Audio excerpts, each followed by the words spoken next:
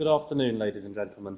Welcome to the Geological Society of London and to this, the 5th Shell London lecture for 2012, entitled Unconventional Gas. My name is Nick Billam and I'm responsible for policy and strategy matters here at the Geological Society. It's my great pleasure to thank Shell UK for making this series of public lectures possible and also to introduce our speaker this afternoon to you.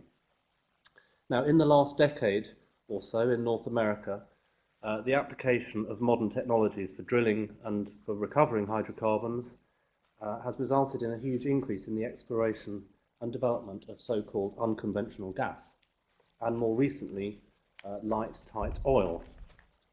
I have to be careful how you say that one. These are hydrocarbons which are trapped in impermeable or tight rocks from which until fairly recently there didn't appear to be any realistic prospect of extracting hydrocarbon resources economically. Here to tell us about the origin and range of these unconventional resources, their potential to help us meet our global energy needs, and the controversies surrounding their exploration, is Dr. Melvyn Giles, who is global theme leader for unconventional gas at Shell Exploration and Development, based in Houston. Now, Melvyn has modestly asked me not to tell you about his illustrious career in depth, but suffice it to say he has a long and illustrious career at Shell, that he has published over 30 academic papers, edited one book and authored a second. And in his spare time, although I'm amazed to hear he has any, I understand that he enjoys flying, photography and travel. Please welcome, ladies and gentlemen, Dr. Melvyn Giles.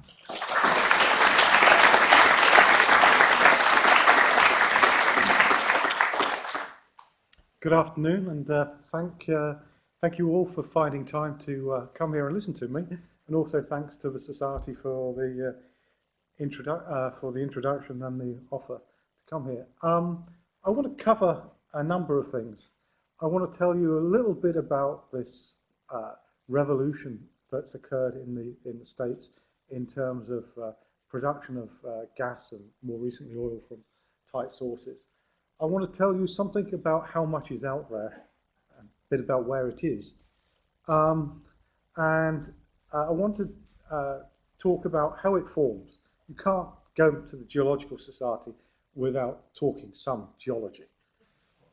I absolutely refuse to do that, so not to do that. So you're going to see geology today. I'm also going to cover the extraction methods and eventually some of the controversies around it. And at the end, I hope to be able to answer your questions. So with that, let's push on. This is, well, I'd like to say that's from my sponsors. I think if you read it, what it actually says is don't believe a word I say. But my lawyer friend here will probably tell you otherwise. So let's start with the big picture. And let's talk a bit about what this revolution is about. So it's all about energy, and it's all about meeting global energy needs. And if you think about it, the energy demands from the world are growing many times. Take China, for instance, between now and 2035, we're looking at an 8 times growth in the energy demands from China, and other countries are following that. At the same time, we're having to face one of the biggest challenges mankind has ever had to face, and that's the problem of global warming. So we have to somehow address both the energy problem and the climate problem, and recognize that we also have to take into account the aspirations of many people around the world for a better life. In terms of this revolution, way back in beginning of around about 1995, in the US, there was a projection that the demand curve for natural gas would require imports of 100 to 17 BCM a year by 2010. In fact, none of those imports of LNG have happened in the States. Instead, we've seen this growth in tight gas, coalbed methane, and shale gas. These three, shale gas, tight gas, and coalbed methane, constitute what the industry calls unconventional gas. And we can see at the minute it's forming a very large proportion of the US energy mix, and there is even talk of exporting gas from North America to Europe and the Far East to meet the demands elsewhere, and that is a complete turnaround from this picture of only a few years ago of a huge demand for LNG in the States. But this revolution is not a fast revolution. It actually started in the 70s with tax credits to onshore operations, new technologies for onshore operations, which resulted first in the growth of coalbed methane, and later in the growth of tight gas, and only finally in about 2000 onwards, after a 15-year odyssey of how to produce this stuff by Mitchell Energy, that shale gas really took off. And it's made quite an impact on prices. So these are, whoops, I knew I'd do that. So these are gas prices in the US, gas prices around the world versus time. And you can see that if we look at the Henry Hub price, which is this mustard colored curve, for a long time it was tracking the other prices like the national balancing price, the Japanese cocktail, etc. But then, all of a sudden, it dives and it stays low. Gas prices in the US at the minute are around about $2 a million standard cubic feet, as opposed to European prices, which are hugely higher. Why? All of a sudden, they've got this vast excess of gas that is the result of the exploitation of shale gas. And they're also now exploiting, of course, light tight oil, which is basically something very similar, which we'll discuss in a minute. But what is this doing? This is creating jobs. This is creating a resurgence in American industry. It's making American energy prices very competitive. And you can see that in general, the gas prices have been becoming decoupled from oil prices. And so we really, the world does have an opportunity here to use what is essentially a cleaner fossil fuel, natural gas, of course, methane is one of the cleanest fuels around, that could replace other fuels such as coal. And in the States, you're seeing not only the movement in towards LNG, and possible exports, but you're also starting to think about how they could use the gas in other ways, for trains, for transport, for chemicals, etc. So it's sparking whole new areas of activity. So let's switch a bit now to what's different about it. Well, there's a number of things that are very different about unconventional gas from conventional gas. First of all, it's called unconventional, as I'll show you in a minute, because the hydrocarbons are not trapped in the conventional dome-shaped structures or faulted structures we see in the subsurface. They're also trapped in low permeability rocks. That means rocks where the flow of gas through the rock is impeded. The recovery of the amount of gas you recover from a well is relatively low, 1 to 10 BCF a well, and the production profile looks like this. Consequence of that is you need many more wells to produce a large volume of gas, hundreds or thousands as opposed to tens or hundreds. But there is lower upfront investment. It requires a manufacturing mentality because what you're doing is you're drilling lots of wells. And of course, that comes with the challenge outside of desert areas of North America in doing that in an environmentally friendly way. And there is also significant learning on the cost front. So this little diagram here shows how if you index the length of time it takes us to drill a well to 100, if you look at the first field we got into, Pinedale, we've gradually reduced the costs over time. And that's a result of knowing how to drill the wells faster, what equipment is superfluous and is safe to remove, how to do the completions better, more effectively, controlling costs on the supply chain, etc. But more recently, much more recent wells like those in the ground birch accumulation in Canada, we are learning much more quickly, so that you can make the costs drop much faster. In that sort of model, this cost savings by learning is something that's integral to the development of unconventional gas and the economics. So let's transition to how much is out there. This is a popular way of looking at it. It's in terms of a tetrahedron, where conventional gas, which is trapped in anticlines, so dome-shaped structures in the subsurface or fault structures, in very permeable rocks, which means rocks where the air will flow through them very easily with large pores like this photomicrograph shows. They're at the top. They're the easiest stuff to produce. As the permeability goes down, so the difficulty of flowing the gas through the subsurface increases, so then it becomes more difficult to extract it economically. And eventually, first you go to sort of tight gas, much smaller pores, but in conventional sandstones, and then into shale gas, where you into a mixed pore system, which I'll talk about in a little while. But as you come down here, you go into poorer and poorer quality resources, which means that you have less and less ability to extract the gas. You have to use techniques like fracking to release it. And the volumes basically are generally increasing. Only some of that gas is economically recoverable, meaning that any one gas price or fiscal regime or oil price, can you get that? Is it worthwhile getting that gas out?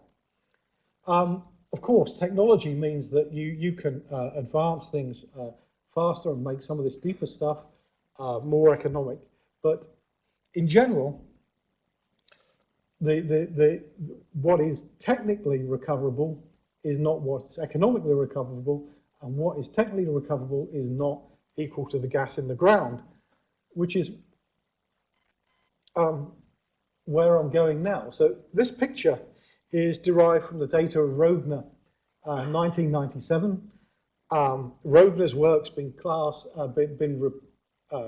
redone by lots of people over time, and it's a useful data set to look at because it's the first data set where somebody tried to quantify the amount of unconventional gas.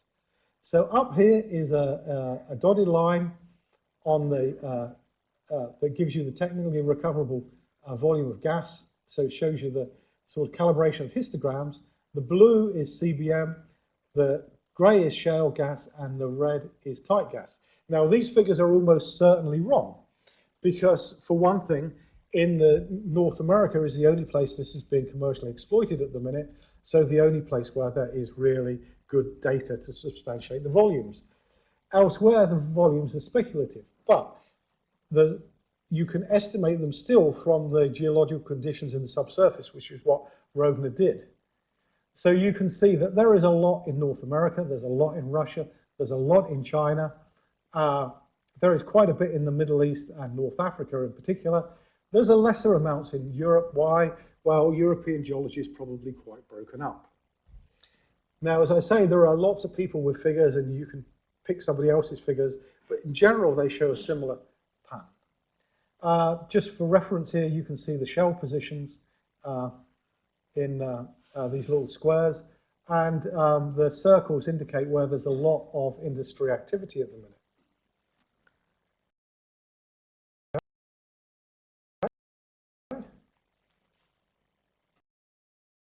Move, please. Oh, okay, that'll work. No, back one, please. Okay, so as I was saying, you have a volume, damn, that's me. you have a volume of gas in the ground, which you can estimate from the geological conditions prevailing. But outside North America, you actually don't know whether it really exists, so maybe you have to put some sort of risking on it. And you can then come up with a volume of technically recoverable gas if you know the recovery factor. So not all the gas in the ground is recovered. Typically, for tight sands, the recovery factor is between about 15 and about 50%.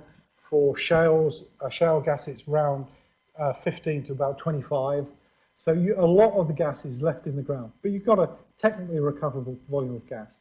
But not all that volume of gas is accessible. Some of it will be under national reserves, some of it will be under towns, some of it will be under places you can't get to. So you've got to reduce that volume still further. And then you have to look at what's economically recoverable, which is going to be determined by the fiscal regime in the country. It's going to be determined by the gas price or the oil price, etc. So there's an economically recoverable volume, which is even smaller still. And of course, all that's a moving target because hydrocarbon prices change.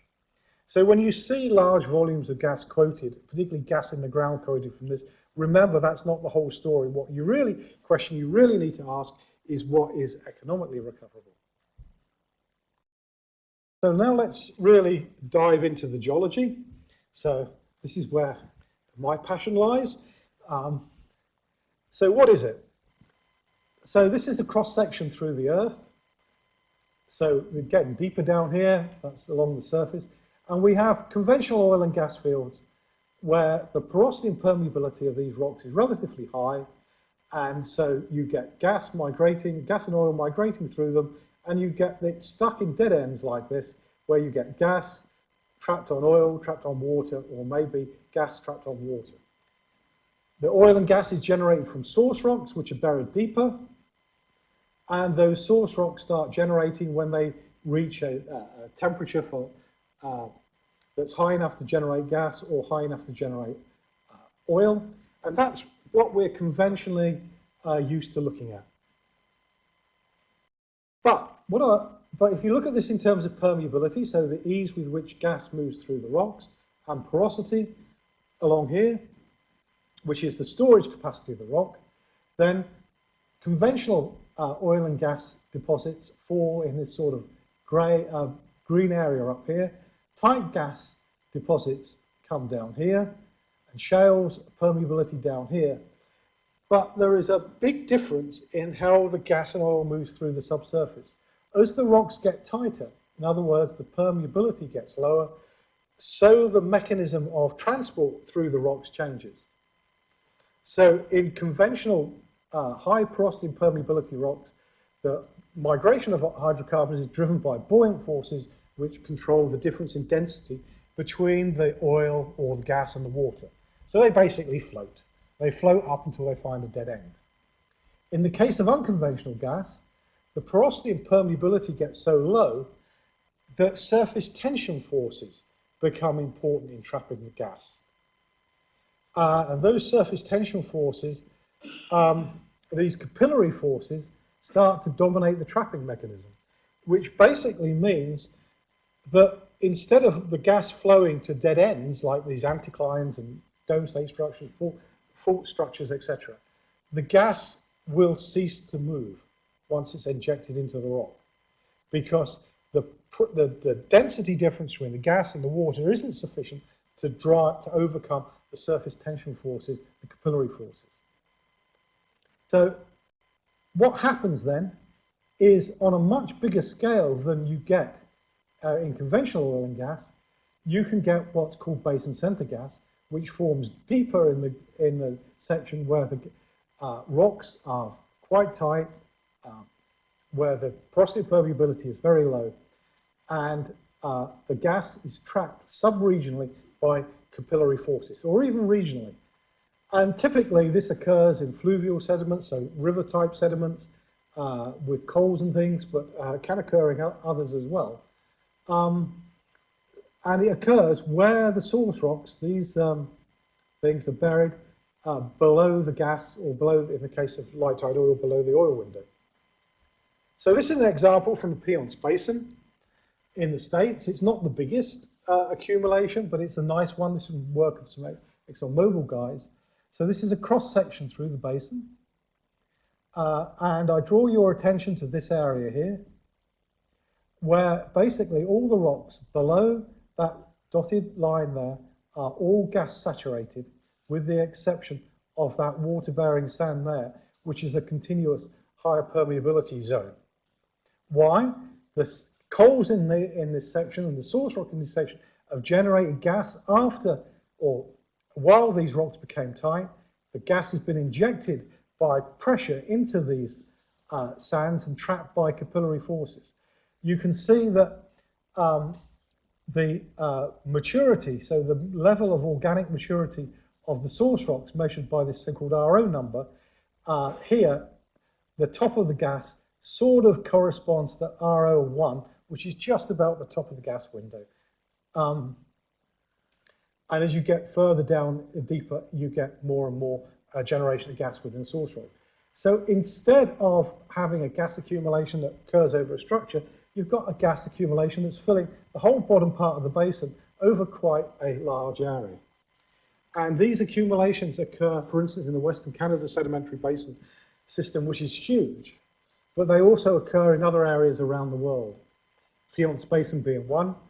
This is an example, a non-US example, where we look at a number of wells, and we see we've got these channel sands again, which are low permeability, in a low permeability matrix, but we have a top of the gas. So the gas is now underneath the water. It's not floating on top. The gas is trapped by these capillary forces, and the gas-water contact, sorry, the water-gas contact, I got that the wrong way around, actually crosses the stratigraphy. So it's not determined by the stratigraphy at all, but is actually determined by the properties of the rock. This is an example, whoops, okay, go back. Okay, this is an example, a shell example. This is Pinedale. Pinedale's in Wyoming. It's one of the first areas we got into. What you can see here, this is a section down the well, and all these yellow areas here on the gamma ray logger sands. And when they're red, they're gas-bearing sands. So you can see here, you've got a huge thickness of gas-bearing sands. I think something like 1,800 meters, if my memory serves me right. It's part of an anticlinal structure, and if you go off that structure, then the rocks are gas saturated on either side of the structure going down dip. You can see it's a very narrow anticline there. The really interesting thing about Pinedale is when you look at the productivity, so what the wells produce, then the productivity is controlled by the structure itself. It is basically only, the gas is only producible along the top of the structure. Various explanations for that relating to pressure, volume, amount of gas available, possible fractures. It's not really clear. But if you go down the flanks, then you still find gas. But the producibility is controlled by the central part of the structure. So this is in sandstone reservoirs. You also get this occurring in siltstone reservoirs. So for those non-geologists here, so a siltstone is something between a mud and a sand. And this is an example from ground birch in British Columbia. You can see the distance here. You can see a number of lobes of siltstone going across the area, prograding out to the southwest. And these siltstones are all gas-filled over a very, very large area. So there's a massive basin center siltstone system there. There are a few source rocks in here, but generally this is a system that is a basin center system. Let's move to talking about shales now, or mud rocks. Well, first of all, it's incorrect to call this shales, because what these things really are source rocks. They are rocks that have enough organic matter in them to generate oil and gas. When they're buried to a high enough temperature, they will generate oil and then they will generate gas. So first of all, not all shales are shale gas, will give you shale gas, only the ones that are source rocks, and then only the ones that have enough organic carbon, referred to as total organic carbon, to actually develop to produce and store enough gas. So this example is from the Eagleford, which is in West Texas. It's actually a carbonate and not a shale. It's a marl, and it produces gas, oil, condensate, and oil from the area. And we'll talk a bit more about that in a second here. So here's Texas. Here's West Texas. And if you follow the Eagleford through, there's an area that produces dry gas, there's an area that produces condensate, and there's an area that produces oil. And all that reflects is the depth of burial and the heating that's happened to the source rock. So this is a well log through the section. And what you can see here is this lower Eagleford section, which has a high response on the gamma ray log, so it's got a lot of natural radioactivity. Also contains quite a lot of organic carbon, and together with organic carbon in the upper Eagleford is basically generating this oil and gas, and some of it is remaining trapped in the rock itself.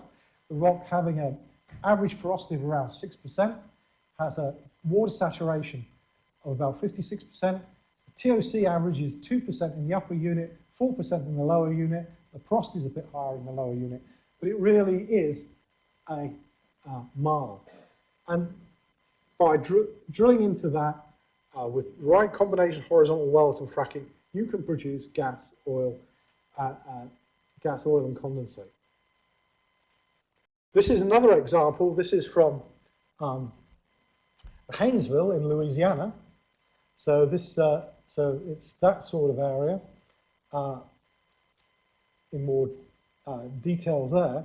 But this just shows that in the Haynesville-Bossier system, the sedimentology that's shown by each one of these, which is a well log, the variation of the well log from well to well is not very great. So these are very uniform, very continuous. And within them, there are high TOC layers, the mid-Bossier, Haynesville, etc., which will produce the oil and gas and fill these shales with gas. You can see you have a series of wedges again, this time retreating landward. Some of these accumulations are truly massive. This is the Marcellus on the east coast of the US. This is a Devonian shale. It's a black shale. It occurs over about 63,000 square miles of the eastern US, sitting right under the big industrial centers. It's reckoned to have hundreds of TCF of recoverable gas. It is truly an amazing accumulation. If you develop that, then you'll have gas for a very long time. There are questions about how much of that you can develop, how much you can't, but you get the impression, I hope, that these deposits can be very, very large. I can't speak in Europe without giving you a quick flick into what's happened in Europe. So there's been a number of shale gas wells drilled in Europe. We drilled 3 in the Alum Shale in Sweden. We drilled them because we thought that was the best, most productive shale we could see. Had lots of this organic carbon, 7% in this case, that generates the hydrocarbons. Had okay porosity.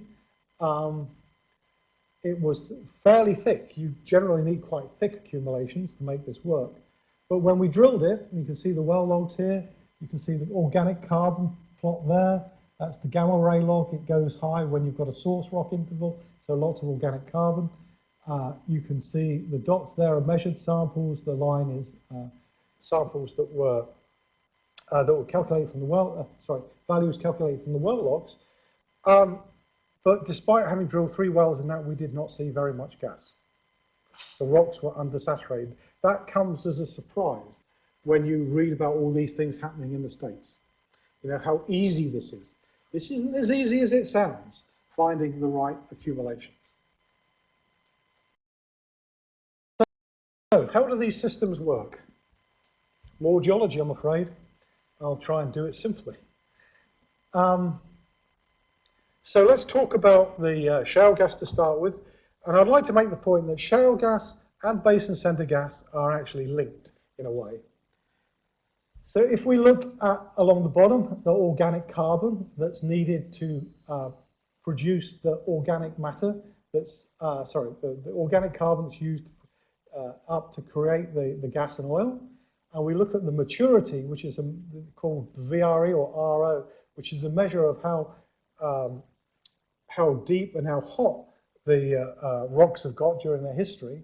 And generally, you start developing gas when you get the VR above 1, generate oil when the VR is above about 0.7. And you can see that there are a wide range of values that work, but typically you need ROs between about 3% and 1%, and you need average TOCs of several, 5% wouldn't be a bad number. Also, I'd like to point out that in these cases, we're dealing with so-called thermogenic shale gas. There's a variety of shale gas I haven't talked about called biogenic shale gas, as represented by the Antrim shale, which is shale gas developed in the shallow subsurface by microbes acting on the organic matter. There's examples of that from mid-Sweden, but most of the stuff we talk about in the literature is thermogenic shale gas, and it needs quite high organic carbon contents, and it needs quite high maturities. It will first generate oil, then it will generate condensate, and then it will generate gas. In the shales, the gas is trapped in a number of ways. They can be trapped in primary pores. These are pores which are developed as a result of the grains, so the space between grains. They can be, as in this case, they can be the result of dissolution of a grain, so intraparticle pores, or they can be like this stuff, pores in the organic matter. And that's quite interesting. They can also not only be stored in the pores, but in principle, the methane can be absorbed onto the organic matter. So the absorption of methane onto the organic matter gives us a source of methane. Unfortunately, the amount of that methane trapped by absorption on the organic matter decreases with increasing temperature. So by the time you're dealing with thermogenic shale gas, you are dealing with very low amounts of absorbed gas, largely dealing with gas trapped in the pores. So the porosity of the rock becomes the main storage mechanism. These organic nanopores are quite interesting because they develop as the organic matter is heated. And what they may actually represent is sites where the hydrocarbons first start to nucleate like bubbles. And they become increasingly more complex as you go forward. But by nucleating as bubbles, you overcome this problem of needing a pressure source to drive the gas or the oil into the primary pores, because you have to displace the water in the primary short pores, which is capillary trapped and will require a high pressure for moving it. Okay, so just a reflection of the pore systems in these systems. So that if that's the gas field porosity, that's the total porosity.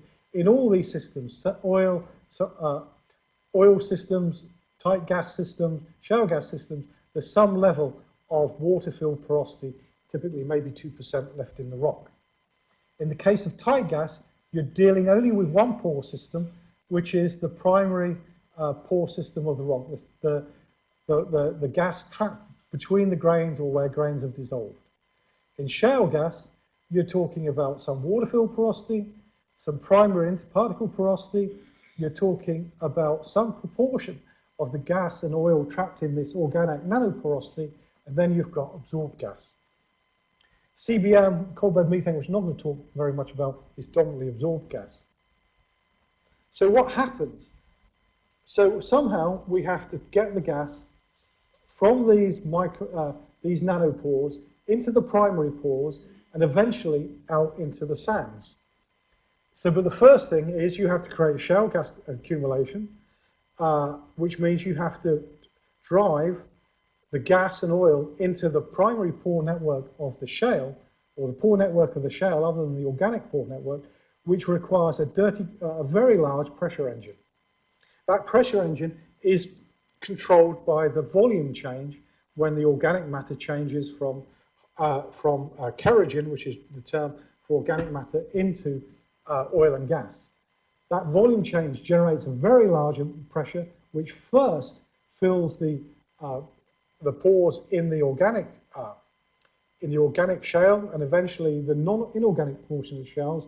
And if it's high enough, and if the generation of gas and oil is large enough, it can also push it into the surrounding tight sands. So basin center gas accumulation is to develop something like this. We have a source rock system. We have a sand system, generally fairly discontinuous sands, and we bury it. And eventually this organic matter starts to become into the oil and gas generation window. As we do that, initially the sandstones do not have a permeability, in other words, ability to flow gas, that is sufficiently low to trap it. So the gas moves up dip by buoyancy-driven flows and accumulates in structures. But eventually the porosity and permeability falls low enough, and we start to get the gas filling the sand and forming a continuous gas phase in the sand, but only where the pressure engine in the source rocks that's caused by the massive generation of oil and gas is sufficient to drive the gas into the sandstone pores and overcome the capillary forces. Eventually, as you go up dip, you come to an area where the sands are still relatively permeable, and then you get that strange mixture of conventional and unconventional accumulations of gas.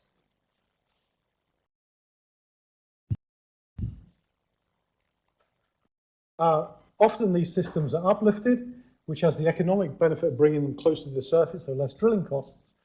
But as you uplift it, water comes back into the system, typically along these permeable sands that were up in the transition zone up here.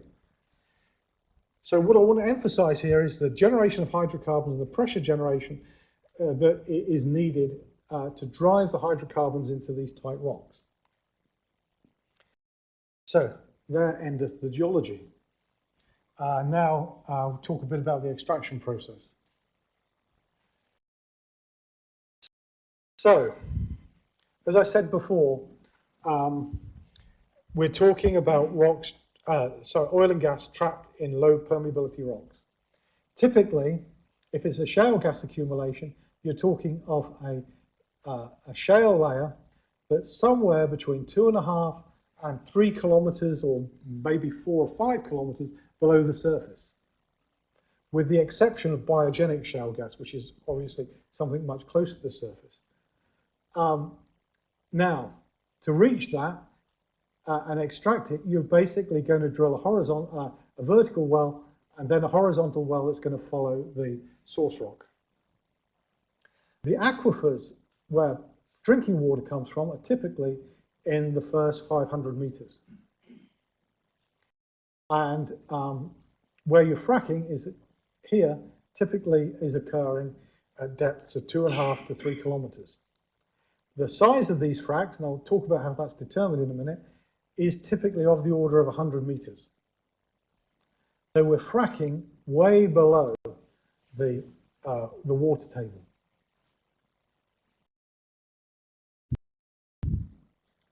So why do we frack? So basically a frack looks like that.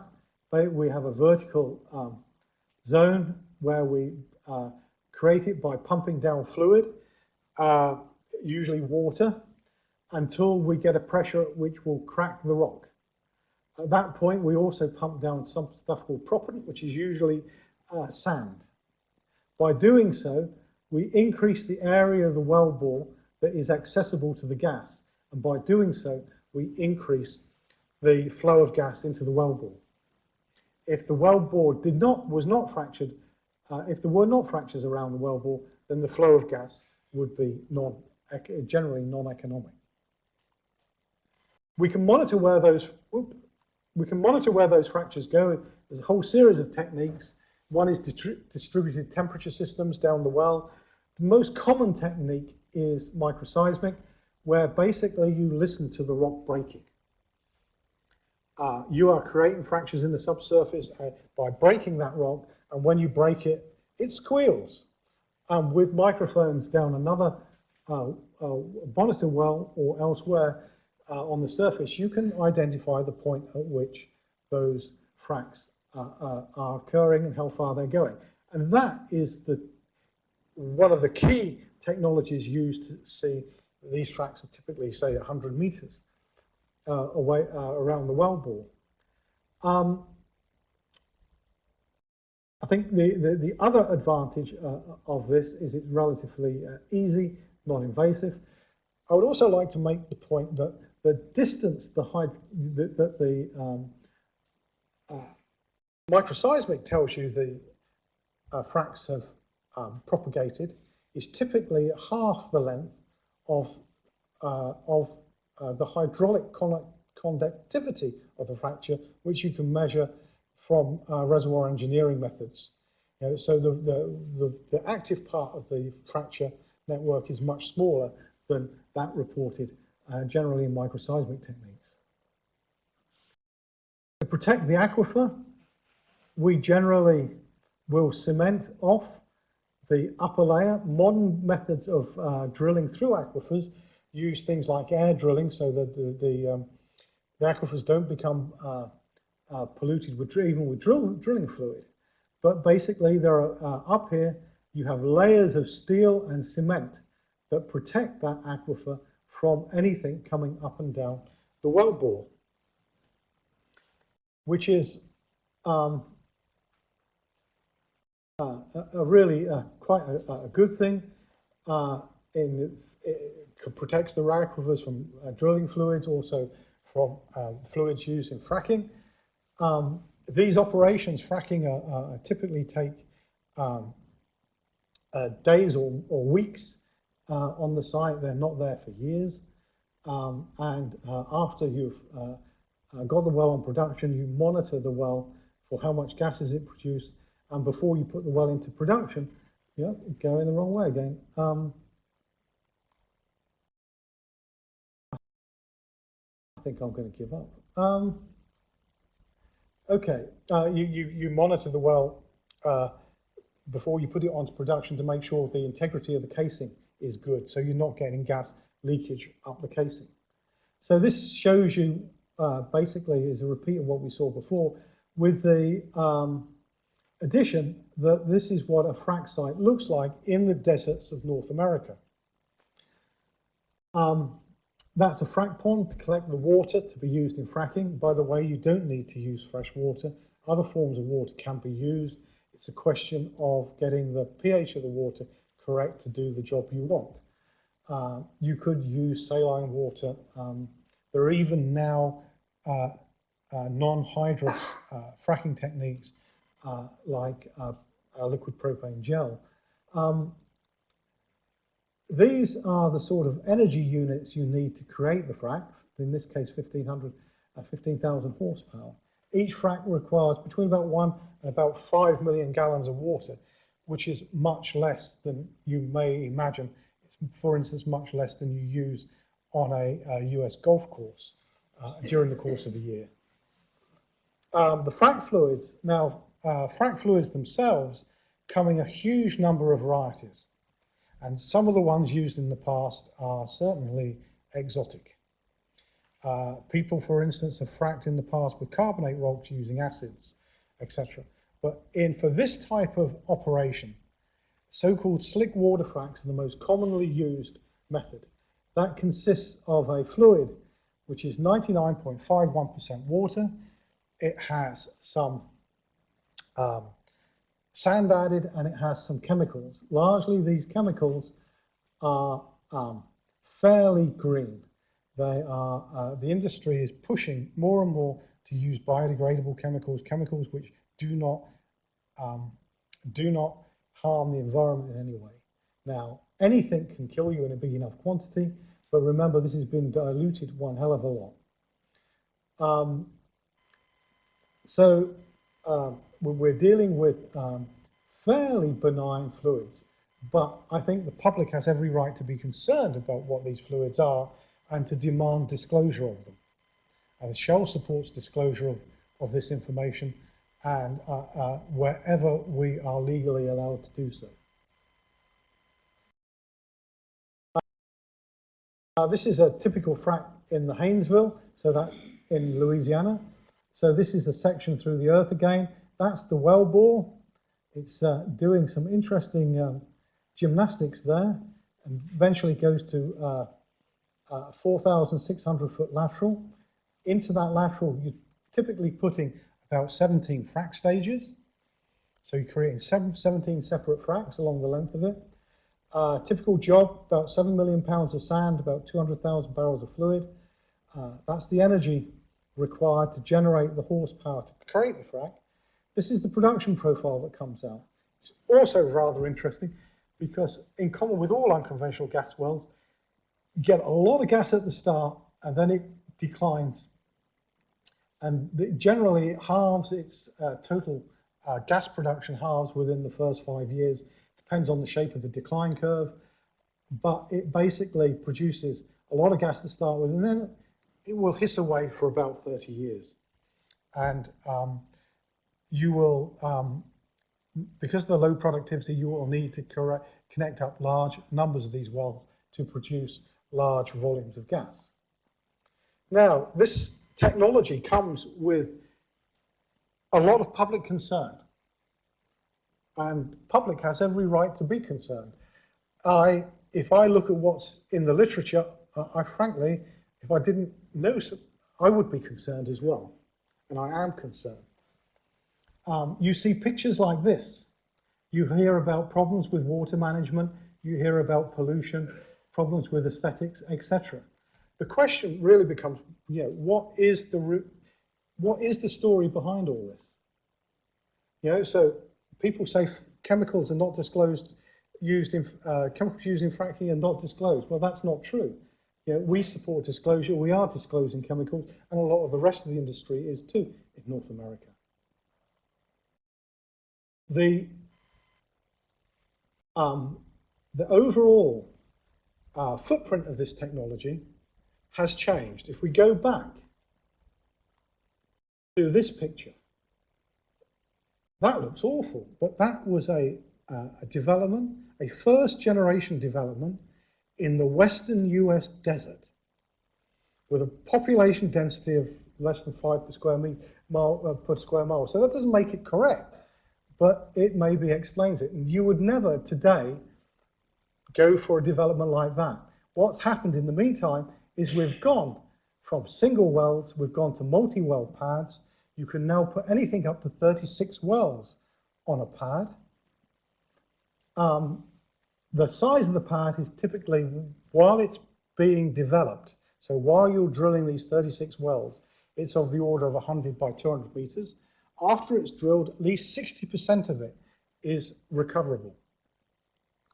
And typically the locations can be anything up to 5 kilometers apart. So these are the well pads of a development in a more modern development in an aerial view.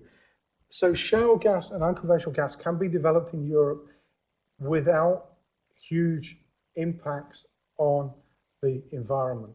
It doesn't have to be done as it's shown in, as people show pictures from the US look like.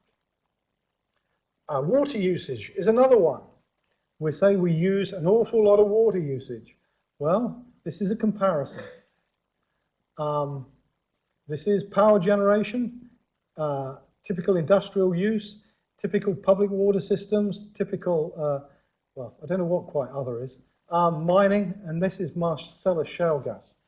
So the volumes of water are comparable or less them being used for other sources. And they don't necessarily have to be fresh water. How about the arguments around hydraulic fracturing?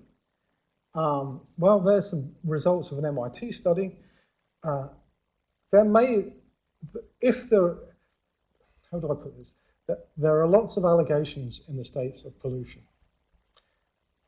Where you see things happen, it's often not due to fracking, but it's due to leakage along the casings of the wells. It's poor well integrity. And that's down to poor operatorship and not testing the wells enough. It shouldn't happen. We talked a bit about water. Emissions is a growing one. Yes, there are more emissions from shale gas than conventional gas, but it is still a lot lower than from, say, coal. And if you combine it with carbon sequestration, then you have an abundant fuel and a method of disposal of the waste gases, the carbon dioxide. And a lot of the problems with emissions are addressable with technology that exists today. Part of that is the reason why Shell introduced 5 principles, which I'm not going to go into detail with today, but around safety, well integrity, so stopping pollution from leaky wells, around air, around footprint, around water and community. We feel that the public deserves to know about this, and if your community is affected by these sorts of developments, we at least will talk to you about them and try and understand your concerns and how they can be mitigated. We've done an awful lot of that in South Africa. And so, that's sort of a summary slide of what's needed. I was talking this morning about the importance of water management and baseline studies, community engagement I talked about. A lot of that gas and oil is not extractable unless the financial system is correct. We need an honest and open dialogue on the dangers and issues and how they're mitigated. You need skilled resources. You need footprint, and outside North America, we need and even inside North America, for that matter, in the likes of Pennsylvania, we need a big push on footprint reduction. And with that, I'll skip straight to some acknowledgements, and I will try my best to dodge any questions you throw at me. I will pass them to Rachel, or...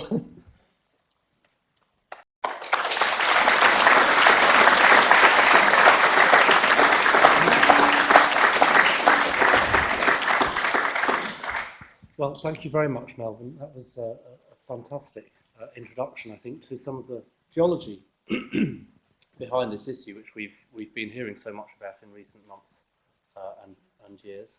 And I've not heard how the geology of that unconventional gas works and how it contrasts with conventional gas and oil so clearly explained. So thank you for that. Let's take some questions. There's a man right in the back row there. Yes, I'd like to ask about how fracking actually happens. Does all the fracking happen in the first part of the 30 years and then very little happen after that? Yeah, you're exactly right. It's when the well's initially being developed. So if you're talking about an exploration well, for instance, that's going to be fracked, you're talking about maybe a few weeks to a few months' work of the total well life. Some operators will go back and refract later, but in general, it's right at the beginning. Gentleman at the end of the row just there, Steve. Your map of the US, some wells are well to the west.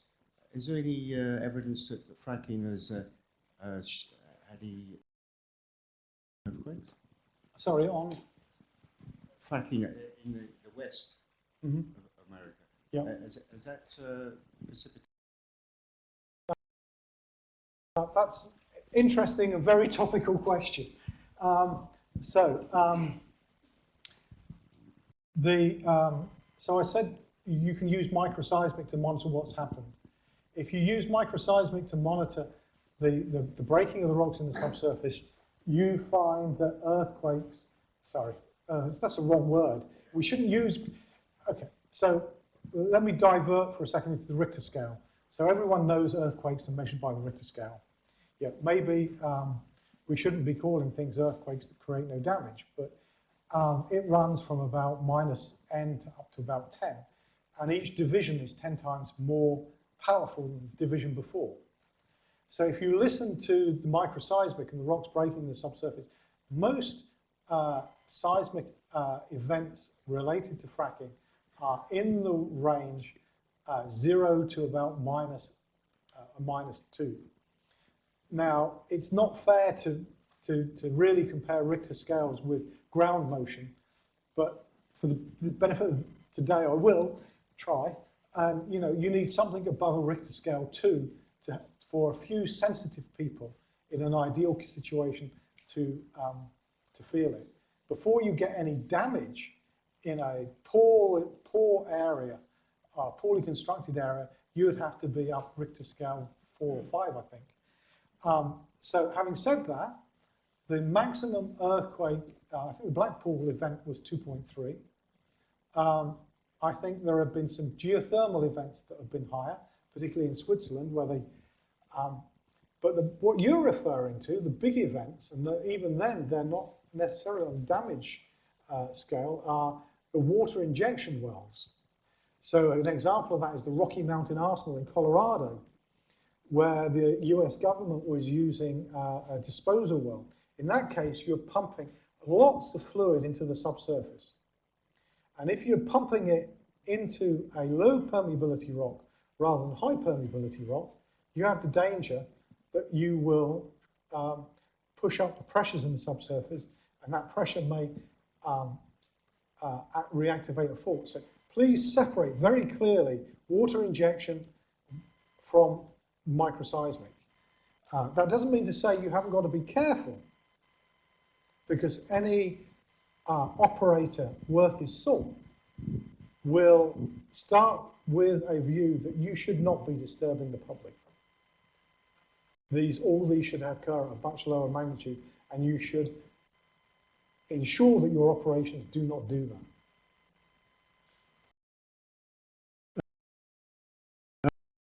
A double-edged question, if I may.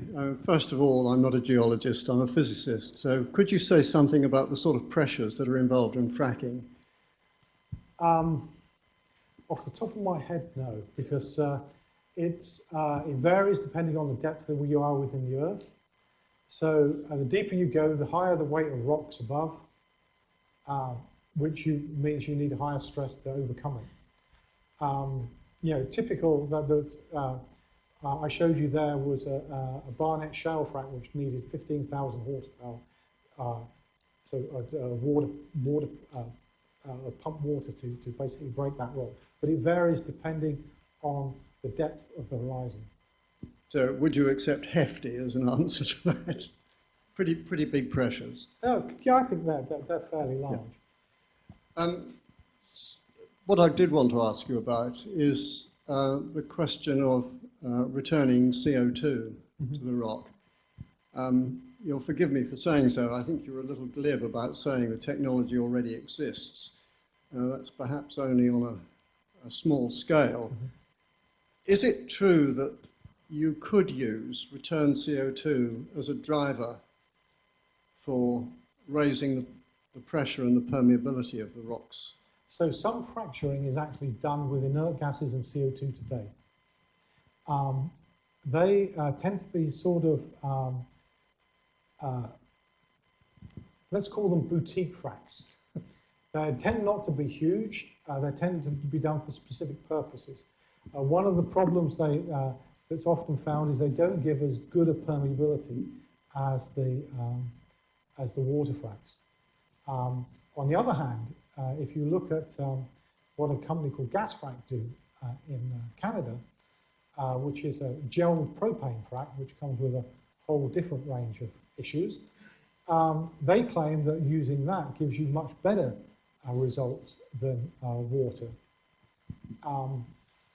I think that's a relatively new technology that needs to be explored in more detail, and particularly the safety aspects of it. But it does hope. But it's not the only technology out there that is being looked for creating fracs without water.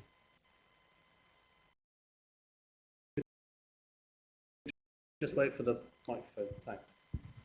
Hello, can I ask about the UK reservoir of usable shale gas? I read that the government select committee report a year ago said 1.5 years supply, and we hear that a year ago the American estimates of their recoverable gas have now reduced by 44%. That was in the report in the Financial Times this month, the last month. Okay, now I'm probably going to answer you indirectly, because I don't know the specifics of the UK. Now, as I said right up front, a lot of the estimates of the volumes of gas in the subsurface are based on geological interpretation of data. They're based on whether the source rock has enough organic matter, whether the rocks are a low enough permeability, etc. And very few of these are actually based on having large numbers of wells where you actually have got producing gas. And those examples are all in the US, and they're all in fields like the Barnett, like the Haynesville, like the Eagleford, like Marcellus, etc. There you have real evidence for producible gas. Elsewhere in the world, with one or two exceptions, and I exclude here the coal bed methane activities in Australia, for instance, a lot of the rest of it, the figures are best thought of as speculative. What I would say, though, is the evidence is on the side of there being lots rather than little. And the question isn't really how much is there, but how much can be produced in an economically, socially and environmentally acceptable way. Steve, while you're there, gentleman next to you. A very simple question. How, when you drill vertically for a long way, can you turn horizontally? Yes, these days you can. There's a limit to how far you can drill horizontally that's related to friction and other factors, but yes, you can still turn at depth. I'm not a well engineer, so I can't give you the details. Sorry? Slow, yeah, you have to do it slowly. With a flexible metal? Basically, you use a directional drilling device that basically turns the well very slowly in the direction you want to send it. And you do it in a way that, with a flexible enough drill pipe and enough linkages in the drill pipe, that you don't overstress it. Gentleman up towards the back there, Naomi, on your left. Thank you. Excuse me. You said that Shell supports the disclosure of fracking fluids, but you added the rider where Shell is legally allowed to do so. Mm-hmm. So I wonder what exceptions would not allow you to do so. If I can add a quick subsidiary question. When you showed the chart of water consumption, indicating the water consumption is very low, is that per unit of energy or total water consumption? Let's do the first one last. I think that's total water consumption, if I'm correct. I need to double check that. On your first question, can you just remind me what exactly you're looking for? Well, you said that Shell. Okay, right, yeah. Sorry, apologies, jet lag is taking over. A lot of these drilling fluids, etc., the oil companies do not make themselves. In fact, most drilling fluids are not made by oil companies at all, and therefore we do not hold the IP rights to them. So there are circumstances where there will be a need for a serious discussion, because again, we support disclosure. Okay, I think we've got time for one more question, because Paul Melvin has to do this lecture again in about an hour and 3/4. Steve, gentleman right up towards the back there. Thank you very much for the presentation. It was really enjoyable. I was interested by your key concerns slide, and interestingly, I heard Fatih Birol from the IEA say that they're going to come out with these golden rules, and so I think that would be quite the two together would probably go well hand in hand. But my question is, what's your thoughts on gas exports in the form of LNG, given that there's from the States? I think there is a very good chance the US and Canada will start exporting gas. I think Canada certainly is thinking about it from the west coast. The US is also thinking about that. They've been trying to turn around the regasification plants into LNG plants. And I understand that in the last few days, the first license for export has been approved. Now, that's different from actually seeing the ship sail, but it's a step in that direction. So that will change the dynamics of the LNG market, probably particularly towards Europe, because a number of these gasification plants are on the east coast. Well, thank you. I'm afraid we're going to have to call a halt to the questions there, but thank you all for your questions, and thank you again, Melvin, for a fantastic lecture and for taking our questions.